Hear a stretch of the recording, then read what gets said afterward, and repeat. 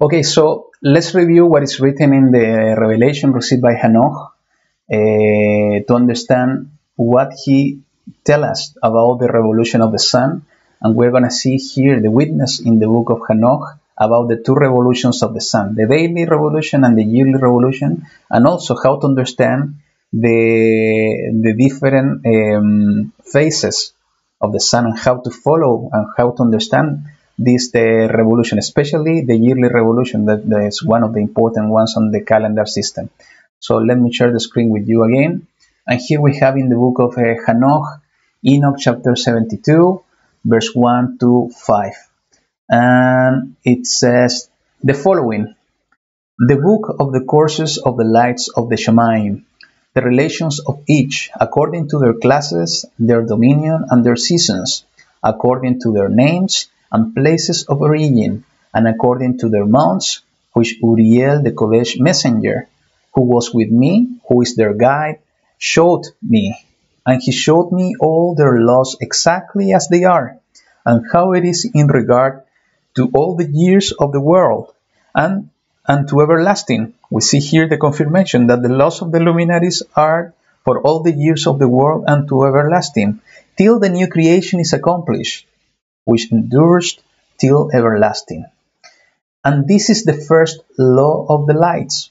The light, the sun, has its rising in the eastern portals of the Shemayim, and it's going down in the western portals of the Shemayim. So we see here that the rising on the east and setting or going down on the west. And we see here that Hanoch is talking about portals on the east and portals in the west. Okay?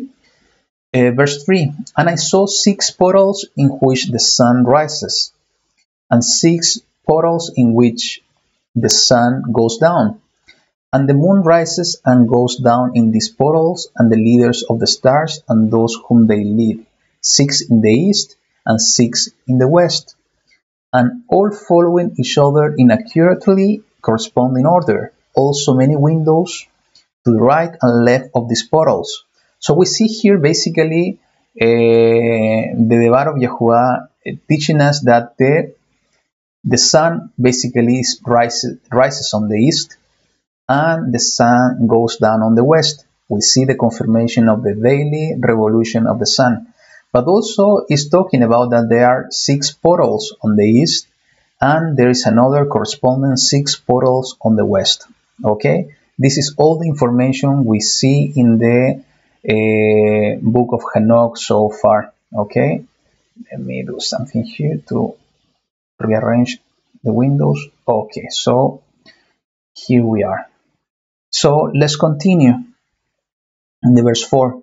And first there goes forth the great light named the sun, and its circumference is like the circumference of the Shemayim, and he is quite filled with illuminating and heating fire.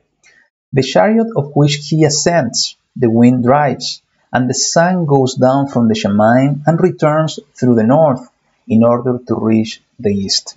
Okay, so he's talking and describing the daily revolution and also part of the yearly revolution of the sun, and is so guided that he comes to that portal and shines in the face of the Shemayim. Okay, so again, just to repeat again, the sun rises on the east, we see here in the revelation of Hanoch, goes down or setting on the west, and we have 12 portals, 6 on the east and 6 corresponding one on the west. So let's continue, because now what Hanoch starts to do is to describe the movement and the revolution of the sun. So let's continue in the verse 6.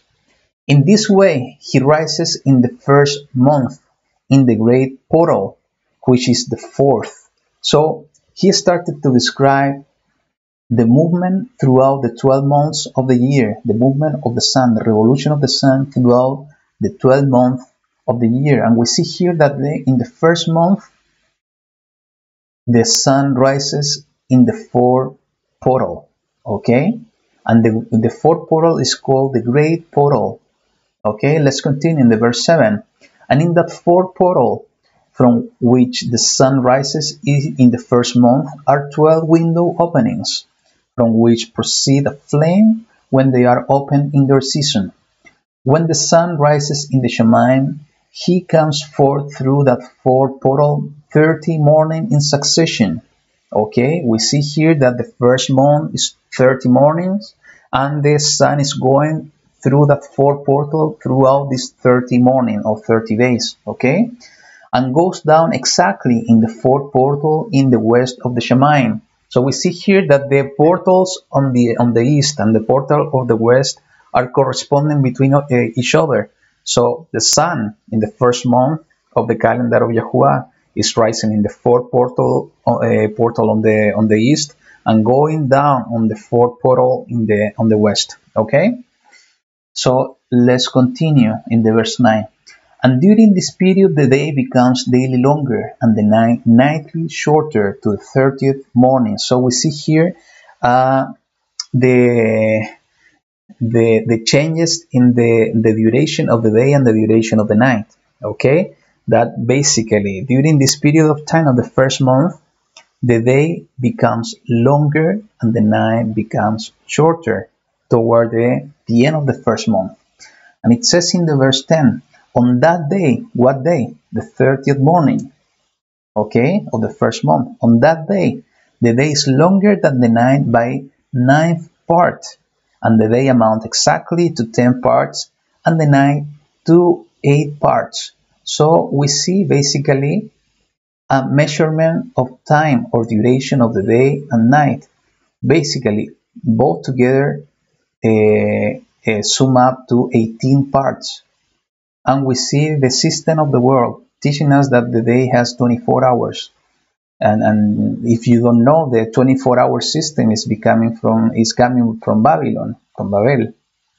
This is the source of the way we measure time in our days. The origin is from Babylon. And we see here in the revelation of Hanoch that the day and night, the two cycles together, last for 18 parts. Okay, so this is the way that Hanoch was taught to measure and measure the duration of the day and night. Okay, so let's continue in the verse 11. And the sun rises from that fourth portal and goes down in the fourth and returns to the fifth portal of the east 30 morning. So in this last day, okay, in the 30th morning on the first month, is rising in the fourth, setting on the west in the fourth as well, and when it rises again, it's rising in the fifth portal of the east 30 morning. So we see that the second month is rising on the fifth portal of the Shemayim. Okay, and it does so for 30 mornings. And rises from it and goes down on the fifth portal in the Shemayim. Okay, verse 12. And then the day becomes longer by 2 parts and amounts to 11 parts, and the night becomes shorter and amounts to 7 parts. So we see that the day is becoming longer than the night. Okay, let's continue. Verse 13. And it returns to the east and enters into the sixth portal, and rises and goes down in the sixth portal 31 mornings on account of its sign. So we see the third month, that the third month is the sun is rising and setting on the sixth portal, and the month here is lasting for 31 mornings. I already shared with you that every month has 30 days, but every 3 months we have a special day, that is the intercalary day. And we see here that at the end of the third month, we have the first intercalary day of the year. And it says in the verse 14, on that day, what day? The first intercalary day. On that day, the day becomes longer than the night, and the day becomes double the night, and the day becomes 12 parts, and the night is shortened and becomes 6 parts. So we have the first intercalary day, okay, and in that day, the day becomes double than the night. It's 12 and 6. Okay, and this is a special day because, as we will see in the next slide, the sun started to do the movement to the other end of the Shemayim. in this movement of turning and turning between north and south. Okay, so let's continue. In the verse 15 it says, and the sun mounts up to make the day shorter and the night longer. So you see, this day, the first intercalary day, is the extreme or the end of the movement of the sun in the yearly revolution. So it get to the end and started to go back to the other direction in order to make the day shorter, and we see here that the day was becoming longer, but it get to maximum, to a 12, and it's gonna go to the other direction. The sun is turning to the other direction in order to become shorter and the night longer. And let's continue. And the sun returns, you see, to the east and enter into the sixth portal and rises from it and goes down 30 morning. So we see that here is describing the 4th month, and in the 4th month it's basically staying in the 6th portal for 30 morning. And when the 30 mornings are accomplished, okay, the day decreases by exactly 1 part and becomes 11 parts, and the night 7. So by the end of the 4th month, the last day of the month, the day is 11 part and the night 7 parts. Okay, verse 17. And the sun goes forth from that 6th portal in the west, and goes to the east, and rises in the 5th portal for 30 morning, and goes down in the west again in the 5th western portal. So it's describing the 5th month. Okay, and the 5th month is in the 5th portal. So we see that is going in reverse, the sun. It reached the 6th portal and now it's going backward to the 5th and to the 4th, and we will see it later on. So verse 18, on that day the day decreases by 2 parts and amounts to 10 parts, and the night to 8 parts. So by the end of the 5th month we see that the day is becoming shorter, 10 parts, and the night longer, 8 parts. Okay, verse 19. And the sun goes forth from that 5th portal and goes down in the 5th portal of the west, and rises in the 4th portal for 31 mornings on account of its sign, and goes down in the west. Okay, so basically it's describing the 6th month that is going in the 4th portal, and also here is describing the 31 morning. It's describing the 2nd intercalary day. After the 30 mornings in the month, we have a special day, the 2nd intercalary day. And it says in the verse 20, on that day, what day? The 2nd intercalary day. The day is equalized with the night. What it means? We are talking about the equinox. And the night amounts to 9 parts and the day to 9 parts. Okay? Day and night equal. And let me stop here because it's important. There are many people talking about the equinox in Jerusalem, and the equinox is basically when the day and night are almost 12 hours each other in Jerusalem, and they're following this in order to understand when the day or the calendar or the year of YaHuWaH in the year in the calendar of YaHuWaH is starting. But this is the way that they are calculating this is following the system of this world, the system that currently we measure the time with the 24-hour system, and they are doing it from Jerusalem. And we have been shared so far in this study, in this series, that we cannot depend in a location, because when Israel were in the wilderness, they were not able to see the moon, or they were not able to see the equinox in the equilux in Jerusalem. They were not able to see the status of the violet in Jerusalem. They were in the wilderness. But the equinox is something that is happening everywhere. Is the movement of the sun when it comes to a specific point, and I will share with you in a few slides from now, just to how to understand this. So following the equinox, that the equinox is measuring with using the 24-hour system is totally wrong, because we see here in the revelation of Hanoch that the way to measure the day and night are in 18 parts. It's totally different. Okay, So the most important thing is that when day and night are equalized on a specific day, we are talking about that we have the equinox in the second intercalary day. Okay, let's continue. Verse 21. And the sun rises from that portal and goes down in the west and returns to the east and rises 30 morning in the third portal and goes down in the west in the third portal. So it's describing the 7th month, and the 7th month is going in the third portal in the Shemayim. Okay. Verse 22. And on that day the night becomes longer than the day, and the day becomes shorter than night till the 30th morning. And the night amounts exactly to 10 parts and the day to 8 parts. So basically we see here that now the night is becoming longer and the day is becoming shorter. And if we use our experience during the year, we see that this is exactly what is happening. Days becoming longer when you are in spring going to summer, and during the summer we have the longest day in the year. And in winter, the day becoming shorter and the night becoming longer. Okay? So this is exactly what Hanoch is describing in his revelation. So let's continue. In the verse 23. And it says the following. And the sun rises from that third portal and goes down in the third portal in the west and returns to the east. And for 30 morning rises in the second portal in the east. So it's describing the 8th month that is lasting 30 morning, and it's doing it in the second portal in the Shemayim, in the east and on the west. Okay?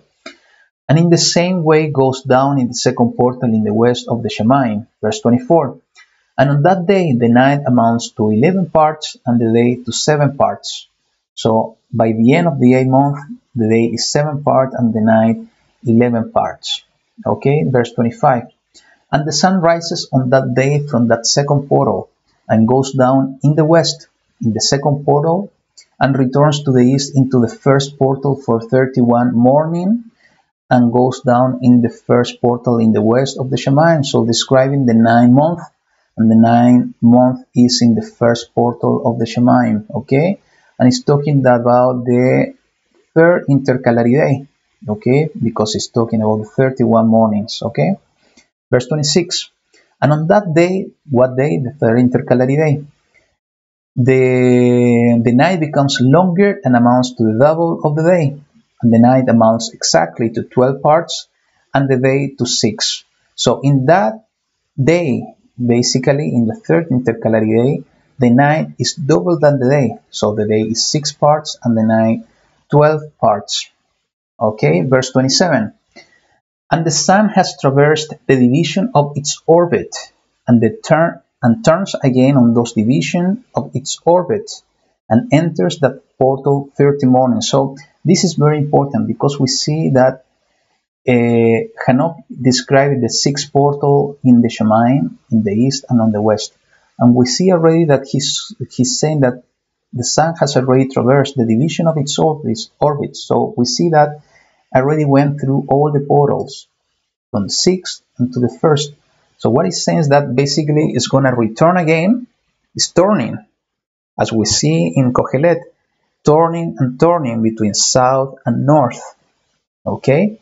It's turning on the division, meaning that it's going to turn and going to go to the first portal, then to the second portal, to the third portal, and going to the fourth in order to start a new year. This is what we're going to see again. So it's exactly what it is over here, and enters that portal 30 morning and goes down also in the west opposite to it. What portal was the first portal? So it's describing the 10th month. In what portal? The first portal. Okay? 28. And on that night, the night has decreased in length by a 9th part, and the night has become 11 parts and the day 7 parts. So by the end of the 10th month, we see that the day started to become longer and the night shorter. Okay, verse 29. And the sun has returned and entered into the second portal in the east, and returns on its division of its orbit for 30 morning, rising and going down. So it's describing the 11th month. In which portal? In the second portal. Verse 30, and on that day the night decreases in length, and the night amounts to 10 parts, and the day to 8. So we see the day becoming longer, night shorter. So let's continue. Verse 31, and on that day the sun rises from that portal and goes down in the west, and returns to the east, and rises in the third portal for 31 mornings, and goes down in the west of the Shemayim. So it's describing the 12th month, the last month of the year. Where? In the third portal in the Shemayim, okay?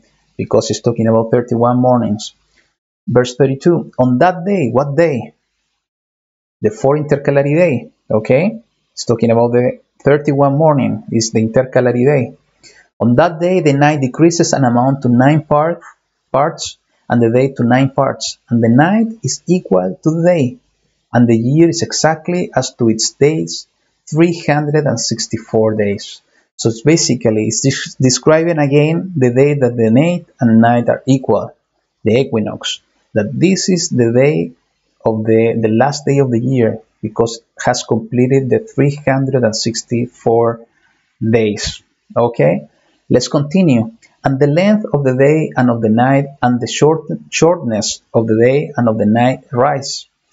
Through the course of the sun they are separated, and we see here, throughout the year, the day and night are separated, increasing or decreasing. Verse 34, so it comes that its course become daily longer, and its course nightly shorter.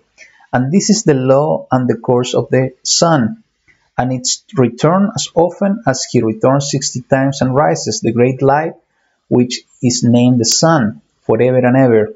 And that which rises is the great light, and is so named according to its appearance, according as YaHuWaH commanded. And he rises, so he goes down, and does not decrease, and does not rest, but runs day and night. And its light is sevenfold brighter than that of the moon, but as regards size, they are both equal. And this is so amazing, because when you compare the size of the moon and the sun with your eyes, you see that they are totally equal. Okay, so we see here the revelation. Just to summarize, we see the revelation of Hanoch, how it's talking about the daily revolution from east to west, and talking about the yearly revolution throughout the 6 portals, that is turning and turning, getting to the points of turning in the first intercalary day, and in turn it turns from the 6th portal, going back to the first portal, is going in the second intercalary day in the equinox, until he gets to the third intercalary day, is turning again, and it's going up till the 6th portal, until we get to the 4th intercalary day, is the equinox, and the year is completed. So we see going from the the portals in the east, and the portal to the portal of the west in the daily revolution, and we see the movement between south and north for the yearly revolution in the revelation of Hanoch.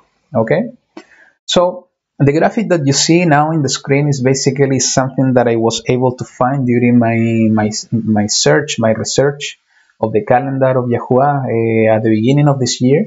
And I found this graphic that is describing basically what we already read from the book of Hanoch. So we see here different degrees on the sun rising and setting, and the 4 cardinal points from the east and the west. So we already saw that the daily revolution is going from east to west. But we see here, and also in the revelation of the book of Kohelet, the sun turning between north and south. And we see here basically the different portals. The greater portal on the east, the portal number 4, you have the 3, 2, 1, and 5 and 6. So you see that the first month is the great portal, going from the 90 degrees and to the 76 degrees, and going to the 5th portal, the 6th portal, until we get to the summer solstice, known as the summer solstice. This is the first intercalary day, and going again back from the north going to the south, the sun going through the different portals until you get to the 90 degrees. This is the vernal equinox, okay, and sorry, it's the autumn equinox, and going to the south until it gets to the first portal in this degree, 117 degrees in the winter solstice, and going up again until it gets to the spring equinox. Okay, so here we see basically the same description that we saw in how we experience the movement of the sun. We experience from the east to the west the daily revolution, and throughout the year we see the yearly revolution going from north to south and south to north, moving, and we can see it, and this is why we have the analemma on the sky, that the way that the sun is moving throughout the year, and it's exactly how YaHuWaH was describing. You can see over here in the screen the different months and the different portals. Okay, it's very important information and very graphic information, because it's the way that we can measure and monitor the movement of the sun. So if you see, and I have some pictures here, basically just to see it from how we experience the sun from our own eyes. We see in the first one that the sun is moving throughout the year. For example, this is in the northern hemisphere. It's basically, and this is a funny name actually, hemisphere, but let's use it just to make it easier for us. That in the summer solstice in June, this is the way that the sun and the degree that the sun is over our heads. On the spring or the fall equinox in September, we see the sun on the angle 50 degrees. So day and night are equal. And during the winter solstice, the sun, in the case of the northern hemisphere, is going far away, okay, from the center to the south, and it's the shortest day of the year. This is the way that we experience the sun, okay. The same we see here in the picture of the middle, and this is very nice because of the graphic, okay, with the dome and over the head. So we see here how the sun is moving as well. What's the path? The daily path between east to west, but also the yearly movement between north and south. How it's moving according to our position on the earth. Okay, so how when it's going to the south is, in the case of the northern hemisphere, is going becoming shorter and shorter, and you see in the movement in this dome over here is causing the analemma we have over here in this picture. When we see in this case looking to the south at the same time, at the same moment during the day, we will see that the sun is doing this movement. For example, in December is in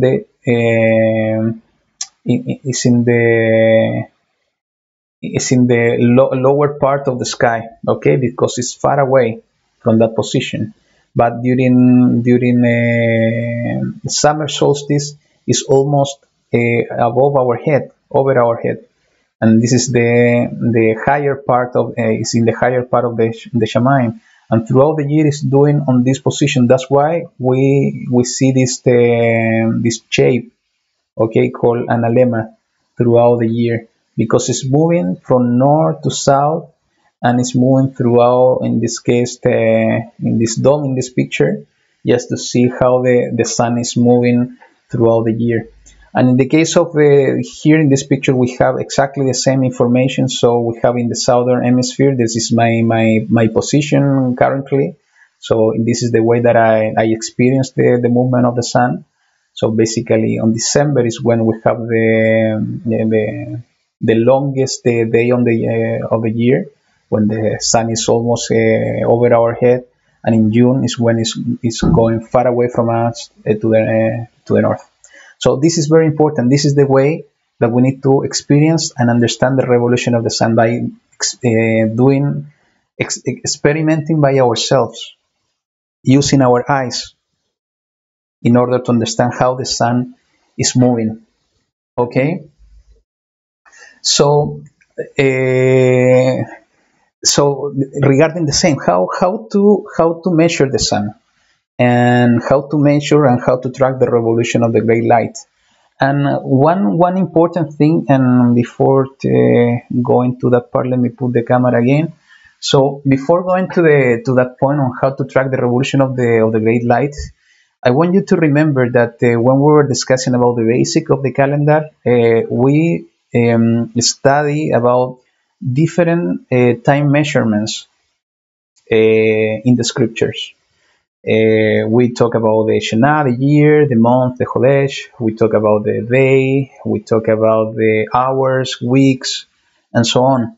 But if you remember, we came to the conclusion that the word of YaHuWaH teaches about only two basic measurement of time, and that basic measurement of times are the day and the year. Okay.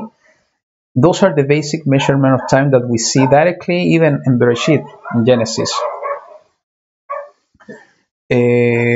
So why I'm mentioning this? Because we are so used to measure the hour and measure the minutes and measure the second. Okay, but this is not what the word of YaHuWaH is teaching us.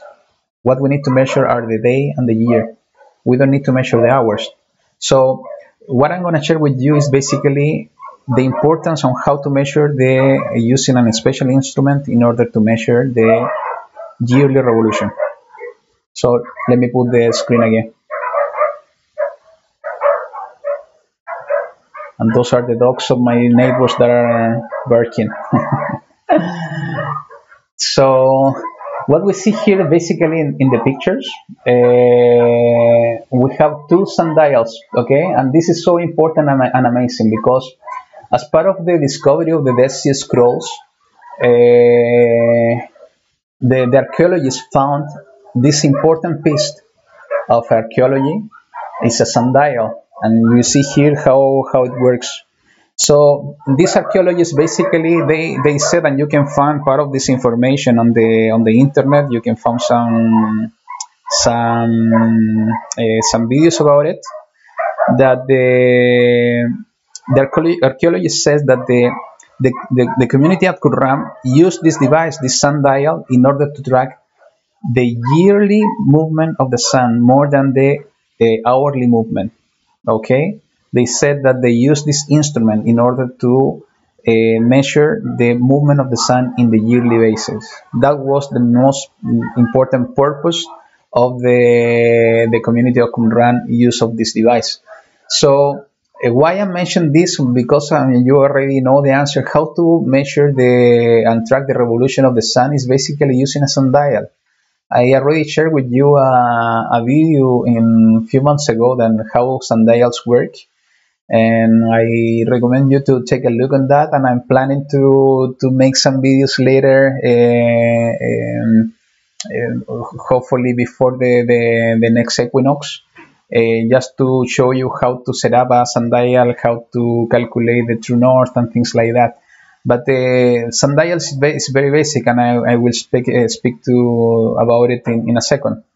Okay, so why so important the sundial? And we see some examples in the scripture about talking about sundial. That's why I wanted to share these passages with you. And this is in the book of YaShayahu, Isaiah chapter 38, verse 7 to 8, and it says the following. And this is the sign to you from YaHuWaH, that YaHuWaH does this word which he has spoken. And this is talking about the Melech Hizkiyahu that was sick and was praying for his health to YaHuWaH.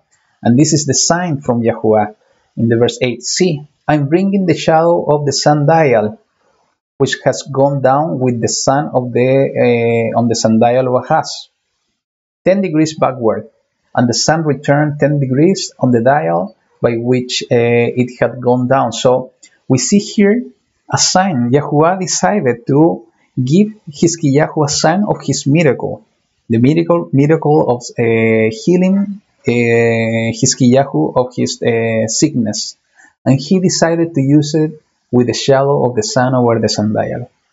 It is amazing because why we have this kind of miracle? I was reasoning and questioning myself in the past how he decided to use the sundial if because of a purpose. Why not to use it with a tree or something else? He is specifically using the shadow of the sundial. And we know that the king Hizkiyahu was the king of Yahuda, was after the separation of the two houses. So this sundial was in Jerusalem because the king of Yahuwah was reigning from Jerusalem. And if you study the who was Ahaz, Ahaz was also a king of the kingdom of Yahuwah. It wasn't a good one. It wasn't the worst, but it wasn't the good one either. But the point is that Hizkiyahu followed the path of Yahuwah. But even by following the path of Yahuwah, he didn't remove the sundial. And this is also an important piece of information that we need to consider. Hizkiyahu, a righteous king, he didn't remove the sundial on Jerusalem because they were reigning in Jerusalem. And even more, Yahuwah is using a sundial in order to give a sign of the miracle that he was going to do with Hizkiyahu. Those are important pieces of information that we need to consider, okay? The same information we have it here in the book of Melachim Bet. This is 2 King, chapter 20, verse 10 to 11. And it says the following, and Hizkiyahu said, it would be easy for the shadow to go down 10 degrees.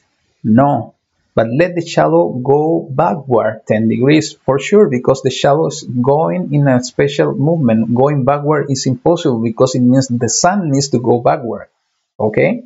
And Yeshayahu the prophet cried out to Yahuwah, and he brought the shadow 10 degrees backward, by which it had gone down on the sundial of Ahaz.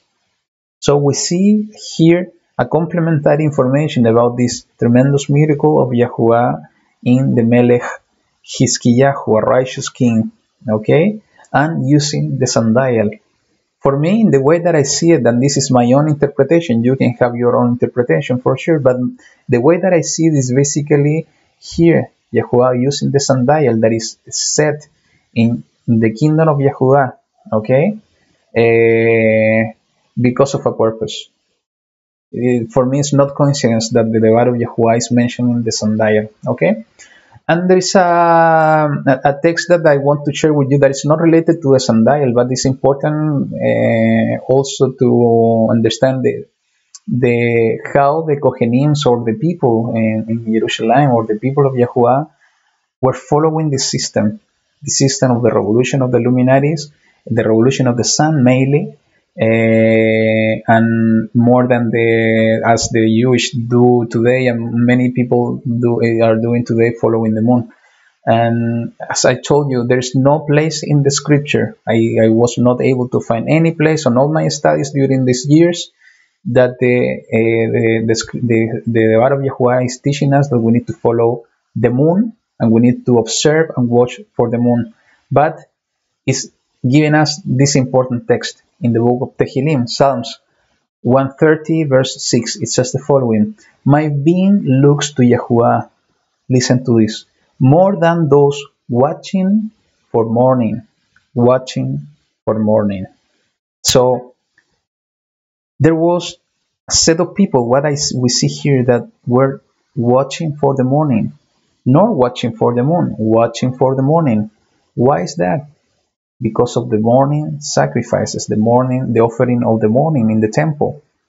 They needed to understand when the morning was starting, and when the morning starts, when the light starts to increase, because the day is coming, okay? And the revolution of the sun is coming in the daily revolution. This is very important to consider. We have this example in the word of Yahuwah.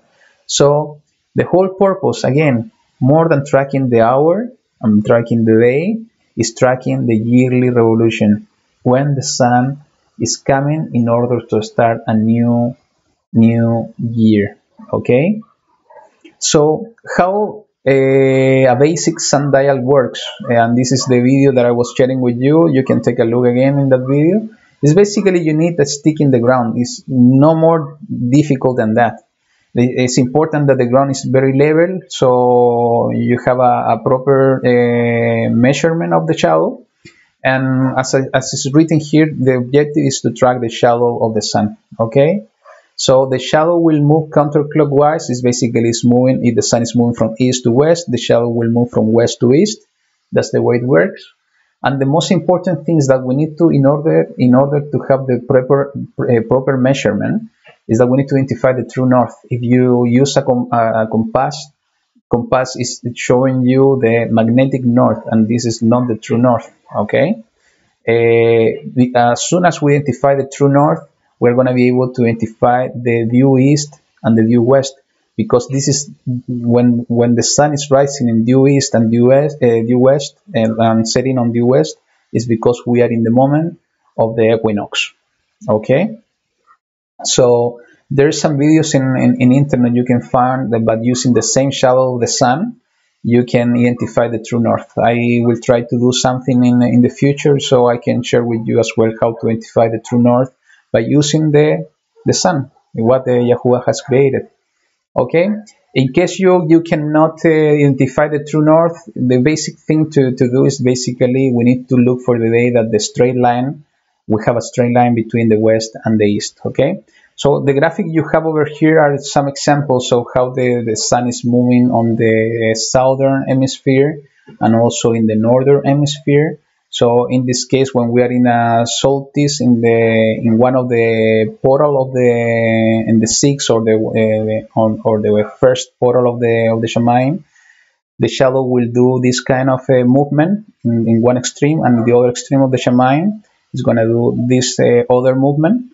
And when it's coming to the equinox, okay, to the intercalary days, to the second and the fourth intercalary days, the line is gonna become more straight until you have a perfect straight line. You have this perfect straight line is when you are in the day of the equinox. Okay, this is basic. You can do it with a stick in the ground. You don't need to follow the different hours. Remember, as I mentioned to you and in the previous slide, the most important thing to track is the yearly revolution, because this is the way that we are going to understand when the year is starting. The daily revolution is very simple, because we see when the sun is rising and we see when the sun is setting, so it's much easier to follow than to understand the movement of the yearly revolution of the sun. This tool, we can use it in order to track the yearly revolution. Okay, so let's continue. And this is a piece of information very important that I want to share with you as well, and it's regarding the circuit of the sun and mainly the yearly revolution. Okay, here in the picture you have the daily revolution, and then a lemma basically in the bottom of the slide showing the yearly revolution, or the phenomenon on the sun in the sky because of the yearly revolution. So I want to stop here in the same text that we already reviewed in Tehillim in 19, and especially in the verse 6, because of the word that is written here, the circuit of the sun. It says its rising is from one end of the heaven of the Shemayim, and its circuit to the other end, and not is hidden from its heat. This word circuit is basically the word H8622, and is the word tekufah, and it means, according to the Strong Dictionary, it means a revolution that is of the sun, course of time, lapse. It's a circuit, come about, end. So this is the word tekufah, and why it's important? Because this word tekufah, this unique word, appears only 4 times in the scriptures. And if we look into these 4 words, these 4 times that is appear in the scripture, we see the important connection about this word and the yearly revolution of the sun and the year itself. Okay, the one of the 4 times that appear is in the book of Tehillim, the ones that we see over here. So let's review the other 3 parts, and we will see something very amazing. So Tekufa, the turning point. So the first part that we see here is in the book of Shemoth, Exodus chapter 22, verse 2 basically. It's not the verse 3 and 26 and 27, it's only the verse 2. And it says the following: and perform the Hag Shavuot, so this festival of Pentecost, Shavuot, for yourself, of the first fruits of the wheat of the harvest, and the Hag of Ingathering, it's talking about the feast of Sukkot. Listen to this: at the turn of the year. This word at the turn of the year in Hebrew is Tekufat Hashanah. Tekufah, we see here the same word, the circuit of the year. So it's basically the moment of the turning of the year. We know that the year is not ending, but the whole concept here is the turning. And you remember what is written in Kohelet: the sun is turning and turning between south and west. Between south and north. And we saw this in the movement throughout the portals described by Hanoch. It's very important. So let's go to the second example. This is in book of Shemuel, Aleph, verse Samuel, chapter 1, verse 20. And it says, and it came to be at the turn of days. This is Le Tekufot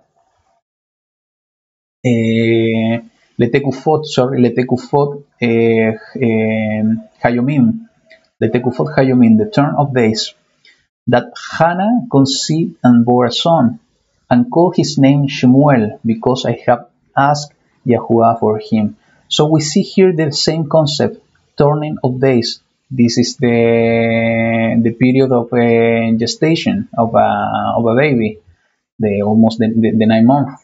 So we see here the turn of days. It's basically, it returns. Is the concept of turning, the concept of changing, the concept of a period of time. Okay?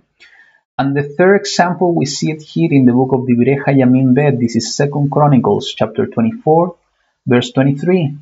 It says the following: and it came to be at the turn of the year. We see the connection again with Le Tekufat Hashanah. This is written in Hebrew here.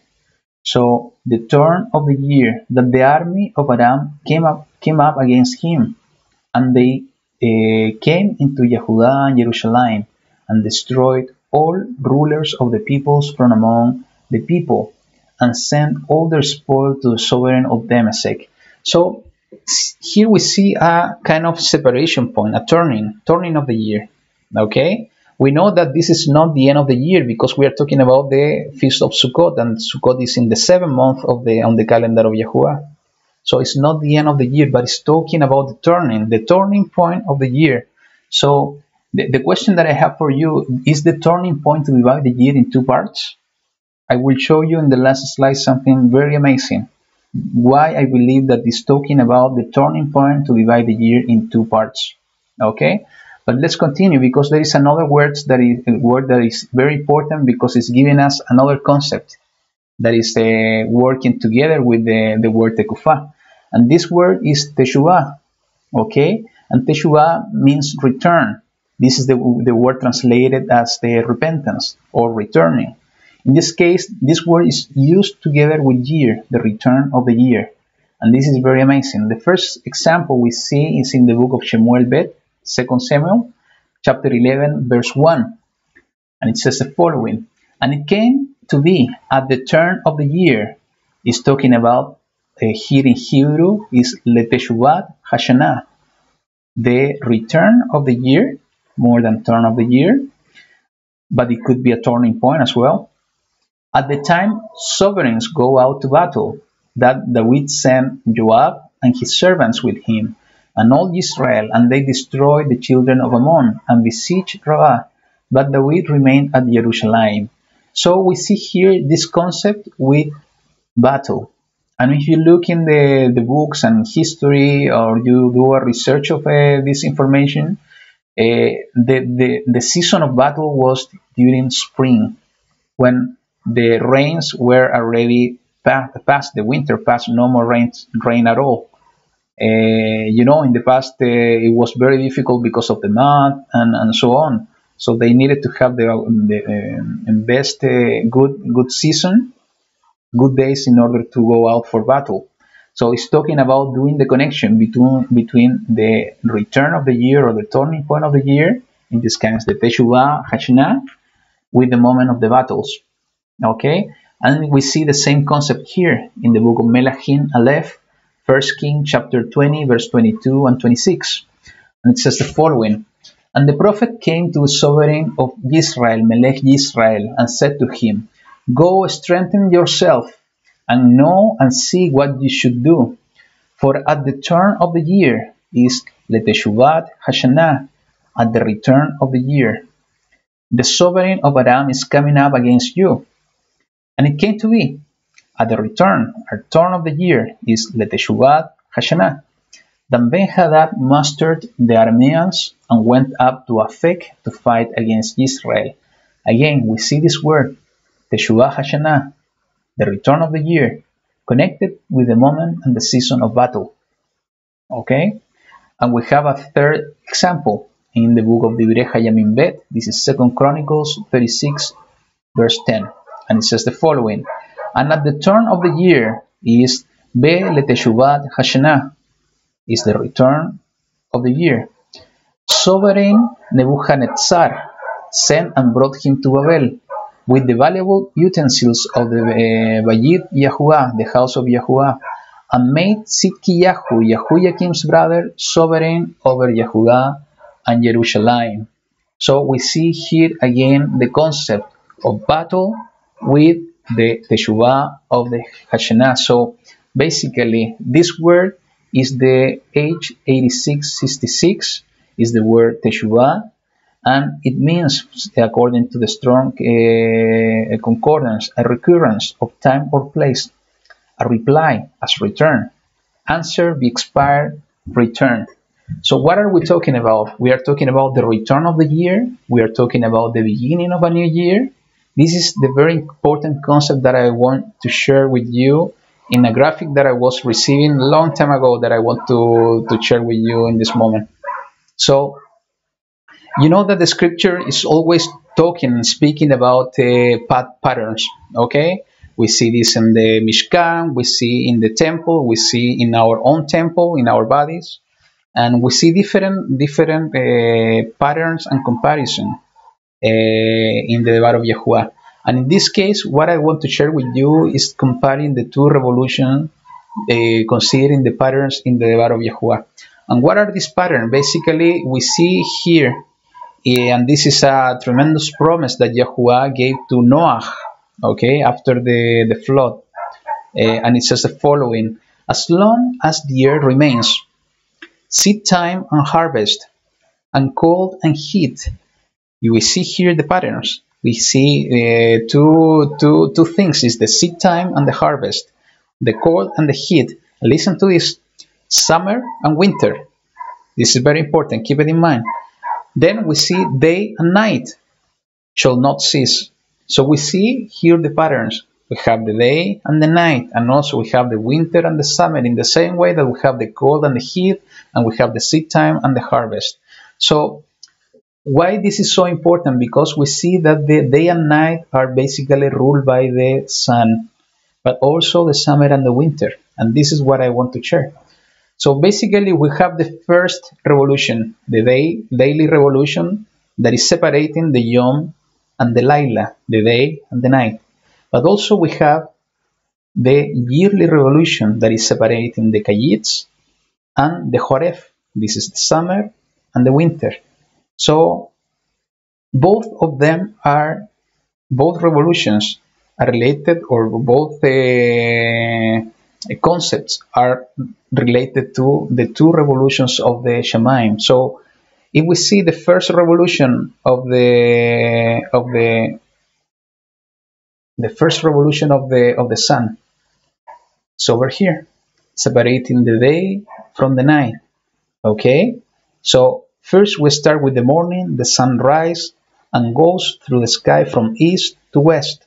Okay, the sunset, and we have the evening, and then we have the night. So the sun ruling during the day, And when the day is starting, when we already saw in different studies, is at the moment of the sunrise, and when the day end at the moment of the sunset. And we have this period of blending, okay, the mixture between night and day. That is, the first one is the morning, and the second is the evening, important period of time. So we see here the revolution, the first revolution of the sun, that the day and the night are separated because of the sun. But what will happen with the Kajits and the Joref, the summer and the winter? We have the same concept. The summer in this case is a kind of the day. Why? Because the day is becoming longer than the night during the summer, during this period of time. Okay? So we have the spring equinox, okay? This in our case, in my case. And we have the sun going through the different portals throughout all the months of the year, from the first Chodesh to the 12th Chodesh, the 12 months, okay? And then we have the autumn equinox, okay? This is, again, in my case. In your case, if you are in the northern hemisphere, it's going to be in the other way around, okay? So we see here the sun going from one point to the other, separating the summer from the winter. And why this is so important? Because we have the different gates here according what Hanoch has been revealing to us. And we see here that we have two seasons. We have the summer and we have the winter. And you maybe are wondering for the spring and for the autumn. You remember that we know by the system of this world that the spring is starting at the moment of the equinox, okay? But what we see if we experience what's going on with nature, and I was sharing with you a video on September, I think, how spring the signs of spring started before the equinox, and this is happening every year. You see that the trees has started to blossom before the spring equinox. We see how nature is giving us the signs that we are closer and closer to the starting of the summer, okay, or telling us that the winter has passed, okay. Actually, there is a very nice passage in the book of Shir Hashirim. This is Song of Songs. Let me read for you. This is in chapter 2, verse 11 and 12 and 13. It says the following: For look, the winter is past, the rain is over, gone. The flowers have appeared in the earth, the time of singing has come, and the voice of the turtle dove has been heard in our land. The fig tree has ripened her figs, and the vines with the tender grapes have given a good fragrance. Rise up, my love, my beautiful one, and come away. We see a beautiful description of what's going on in this period of time, okay, of the blending. The period of time when the winter already passed, because the sign of the summer is coming, and the summer, in this case, according to the scripture, because it's talking about summer and winter, is starting at the moment of the spring equinox, or the autumn equinox is starting and lasting from equinox to equinox. So when we see the word Tekufah and the word Teshuvah, what we are seeing here in the yearly revolution, the word Tekufah is connecting to the turning point of the year, and is connecting to the feast of Sukkot, and Sukkot is happening here on the blending, on the 7th Chodesh. So this point, in the same way that when the sun is setting in the daily revolution, this point is the turning point, is the Tekufah of the year, okay? Meaning that the Teshuvah of the year is exactly in this period of time, in the next equinox, Tekufah and Teshuvah of the year. And we see the amazing pattern by comparing the two revolutions, how the greater light is ruling the day, is ruling the year, exactly as is written in Bereshit, in the Devar of YaHuWaH. So, amazing information. This has been a very long video, I know, but I needed to share with you this information because this is what I have been studying with many and great details in the last few months. I know that we are missing the moon, but it's not ready yet. I hope to have it ready very soon. But what we have, I have been sharing with you, I think is very important. It's important as well that you read and study this information. And as I have been telling to you throughout the video, it's important for you to experience by yourself. Build a sundial, check the sun throughout the year. Try to see the sun during the sunrise to see where in what position in the east is rising. The same thing during the evening to see in what position in the location you are is setting. It's important to live the Devar of YaHuWaH by doing all these experiences. This is the only way that we are going to understand what He created. Not by listening to me, not by listening to others, by experiencing by yourself. All the information that I'm sharing with you and others are sharing with you, that's the only way that the Ruach HaKodesh is going to guide you here directly in your heart on how to understand His ways, His commandments, and in this case, His calendar. So thank you again for joining me in this study. I'm really enjoying it, and I hope this is going to be a real veraja for all of you. So thank you for your prayers, your support, and I hope you see you very soon. Shabbat Shalom, and YaHuWaH be with you.